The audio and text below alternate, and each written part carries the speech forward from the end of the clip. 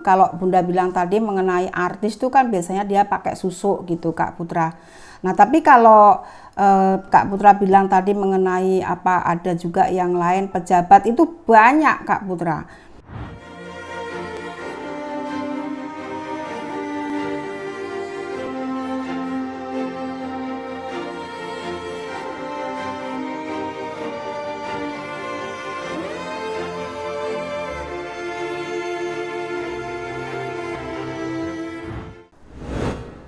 Selamat siang Bunda.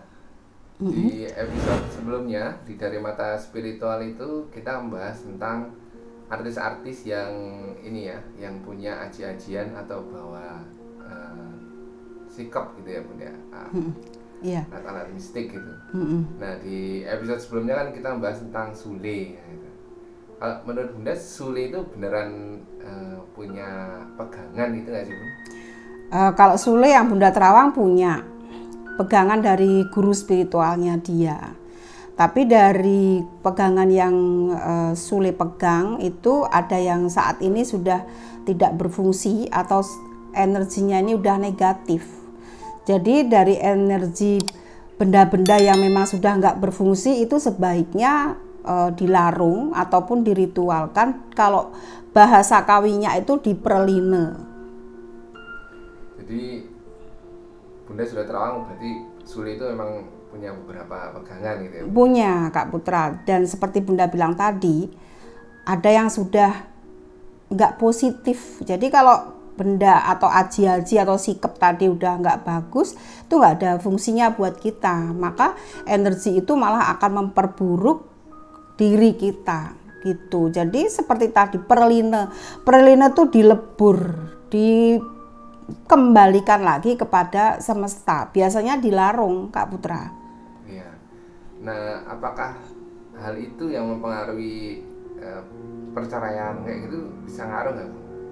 Bisa, tapi kalau dari perceraian itu kan salah satunya juga dari rumah yang kita bahas kemarin. Iya. Dan itu memang sudah nggak bisa dipertahankan lagi ya Kak Putra kalau berkaitan sama Sule. Iya. Dan menurut Bunda nih kalau diterawang di dunia entertainment kali ini ya, banyak nggak sih Bun artis-artis yang menggunakan pegangan gitu ya? Wah banyak. Oh, banyak ya? Banyak banget. Banyak banget, apalagi penyanyi ya. Kalau penyanyi yang belum terdongkrak namanya atau untuk mendongkrak penyanyi itu dari misalnya penyanyi itu punya kekurangan atau kualitas suara gitu. Ya itu perlu benda-benda seperti itu, sikap itu tadi. Ataupun pegangan, iya, seperti itu Kak Bunda. Manfaatnya buat apa ya kalau penyanyi, artis itu punya sikap gitu? Biasanya karismatik. Karismatik. Iya, punya karisma tersendiri dari si penyanyi itu. Misalnya ini bukan menjelekkan penyanyi dangdut ya. Nah ini penyanyi dangdut ini kan memang persaingannya ketat Kak Putra. Kalau sekarang sih udah bersyukur adanya YouTube, mereka bisa menampilkan bakatnya itu melalui channel-channel yang mereka bikin gitu ya. Tapi kalau misalnya penyanyi ini bukan menjelekkan penyanyi dangdut loh ya Kak Putra, tidak semua penyanyi dangdut juga tidak semuanya pakai sikap ya, tapi ada gitu kan, bahkan banyak ya. Di sini Bunda garis bawahi seperti itu. Nah yang memakai ini biasanya yang tadi Bunda bilang masih untuk mendongkrak popularitas dia harus memiliki karismatik gitu. Nah kalau memang dia tidak punya karisma, maka benda ini mendongkrak energi atau mendongkrak aura yang ada pada dirinya. Kan setiap manusia itu sebetulnya punya aura. Aura itu terdiri dari beberapa simbol-simbol yang ada dalam tubuh kita, yaitu melalui cakra. Cakra itulah yang nanti bisa memunculkan aura. Nah yang bila cakranya ini belum dibuka, alat inilah yang membantu cakra itu bisa terbuka seperti itu. Jadi tidak perlu meditasi, tapi alat itulah yang nanti akan membantu si penggunanya. Nah itu kalau menggunakan hal seperti itu apa ada efek sampingnya ya Bu? Ada Kak Putra. Efek sampingnya itu kalau buat dia sendiri jangka panjang ini kalau untuk hal apa dulu Kak Putra? Misalnya untuk menggunakan untuk nyanyi atau untuk popularitas Ya, atau untuk popularitas itu kan biasa entertainment nomor satu kan populer dulu. karena yang ditanyakan Kak Putra mengenai dunia entertain ya. Ya, manfaat buruknya lah kalau memakai sikap itu ada nggak sih Bun? Kalau memakai sikap itu seperti Bunda bilang tadi, manfaat buruknya itu buat dia sendiri nantinya dalam bentuk apa bendanya itu. Kalau dia tidak bisa setelah dia mungkin nanti tua, kemudian benda itu tidak bisa memegangnya. Nah, benda inilah yang nanti akan berbahaya untuk orang-orang yang ditinggalkannya. Misalnya saja si artis ini meninggal, kemudian punya sikap itu yang tidak diwariskan atau ditinggal begitu saja. Nah, kodam yang ada pada benda itulah nanti yang akan mencari atau memilih orang-orang yang dipilihnya.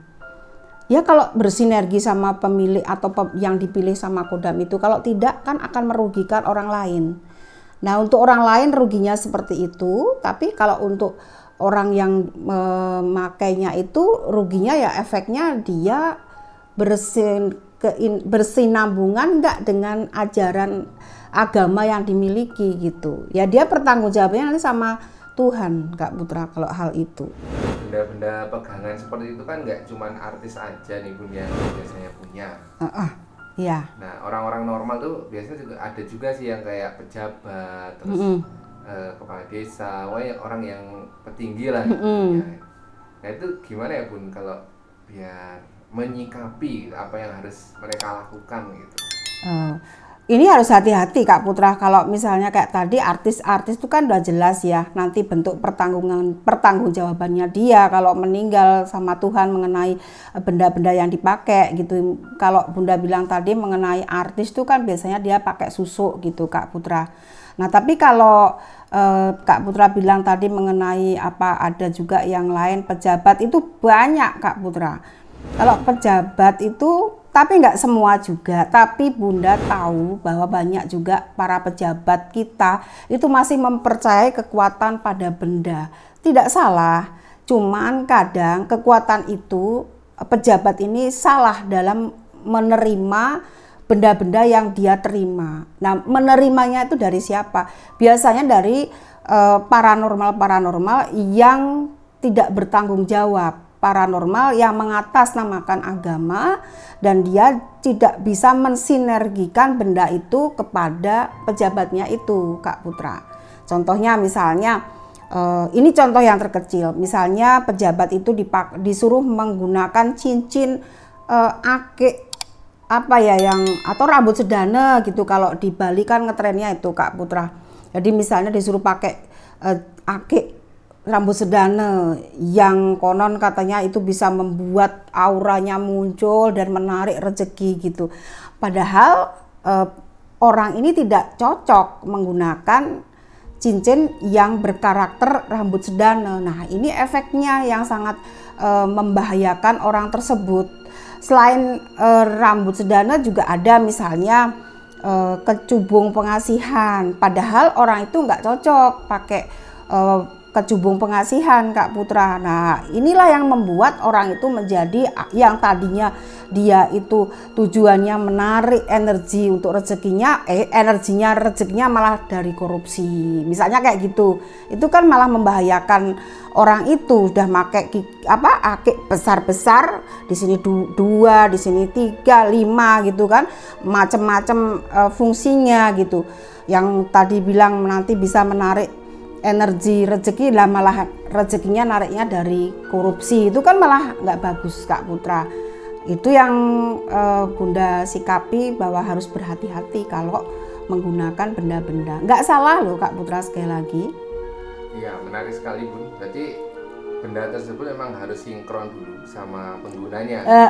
Benar sekali. Harus bersinergi Kak Putra. Sinergi dulu. Nah kalau kita punya barang ini Bun atau sikap kayak gitu tapi nggak sinergi itu gimana tuh? Apa yang harus kita lakukan? Kalau nggak bersinergi benda itu harus dipraline atau dilarung Kak Putra karena energi dari benda itu ingat bisa dari kodam, kemudian juga bisa dari murni semesta. Nah, menurut Kak Putra nih yang memang bagus semesta atau kodam? Semesta ya mungkin ya. Iya, benar. Jadi seseorang yang memang menyukai dengan kekuatan pada benda, karena kekuatan pada benda itu memang ada ya. Jadi itu adalah psikometri. Jadi benda itu punya kekuatan. Nah, disitulah manfaat kita mengenal benda-benda di mana yang harus bersinergi dengan kita. Biasanya Kak Putra untuk mensinergikan benda itu kepada kita itu dilihat dari tanggal lahir dari orang itu gitu. Jadi memang sinergi antara sikap dan pengguna itu sangat-sangat ini ya Bun, Dibutuhkan sekali. Iya, misalnya dari tanggal lahirnya terdeteksi dia harus menggunakan aquamarine gitu ya, batu aquamarine atau batu laut gitu. Kemudian juga ada beberapa hari ini terakhir Bunda juga mendapatkan klien yang memang dia wajib menggunakan batu permata, di mana ini adalah batu cendana gitu, cempaka ya, ratu cempaka gitu, ratna cempaka. Nah itu menggunakan ratna cempaka ya, dia bersinergi dengan itu, maka sinerginya ini adalah bersinergi dengan tubuhnya dia, ini berkaitan dengan alam murni jadinya. Hawa batunya tuh murni dari alam, nggak ada beban Kak Putra.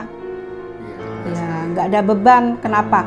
Ya kalau nantinya karena tidak ada kodam, maka ketika misalnya orang itu sampai meninggal pun benda itu tidak berpengaruh terhadap orang lain. Kalau orang lain menemukan dan orang lain itu hati nuraninya mengatakan bahwa itu dipakai gitu, itu nggak ada masalah gitu. Jadi, tapi sekali lagi kalau yang berkaitan dengan kodam, bila sudah dipakai oleh orang itu dan ternyata orang itu punya efek yang tidak bagus, mungkin sakit atau dia mungkin malah uangnya habis, kemudian juga dia malah melakukan hal-hal yang berkaitan dengan hal negatif di luar kaidah agamanya, itu bisa dipertanyakan bahwa benda-benda yang ada padanya itu patut dilarung.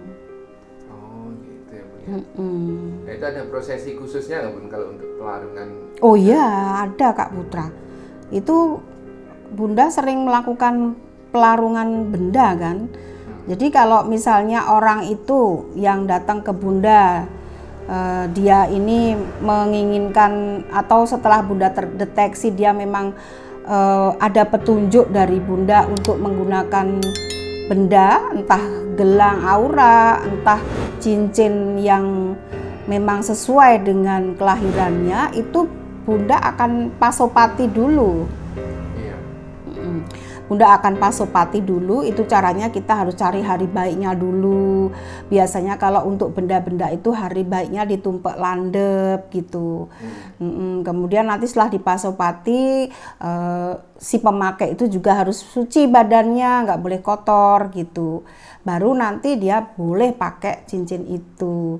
Nah kalau yang klien Bunda mungkin yang sudah punya benda-benda pusaka, entah dari mana dapatnya, mungkin dia dikasih orang, mungkin dia beli dari toko online yang nggak seenergi dengan dirinya, itu pasti Bunda sarankan untuk dilarung.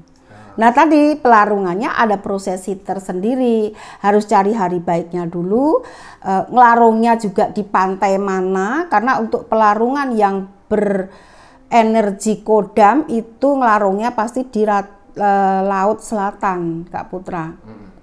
Kalau benda-benda pusaka yang memang berkaitan dengan energi kodam itu pasti ngelarungnya di Segoro Kidul. Kalau yang tidak ada energi atau tidak ada energi kodam, tapi dia punya energi alam dan memang tidak bisa dipakai oleh siapapun, itu nanti ngelarungnya di pantai utara gitu. Kalau yang pantai utara ya deket-deket sini sih. Kalau Segoro Kidul di sini jauh dari sini, dari rumah Bunda ini.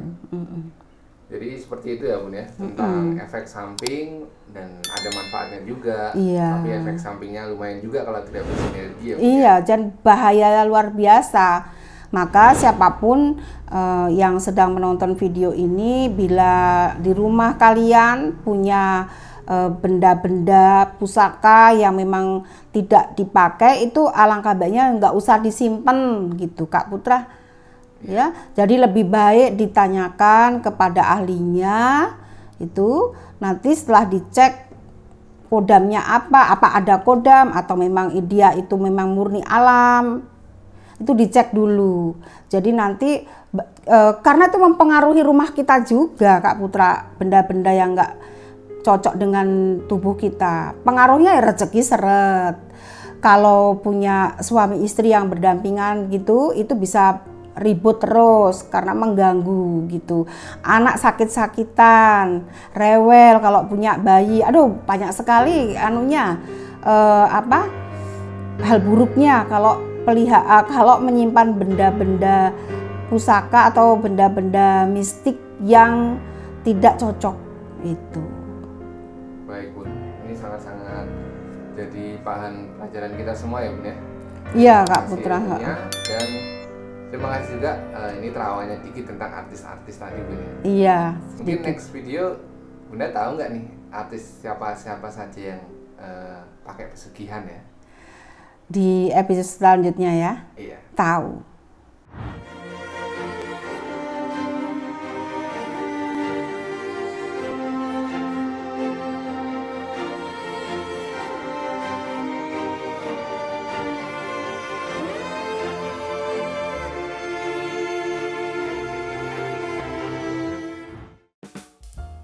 Terima kasih sudah menjadi bagian 100.000 subscriber. Tetap dukung Bunda untuk mencapai 1 juta subscriber. Dan tetap tonton video-video Bunda untuk mendapatkan manfaat spiritual buat diri Anda.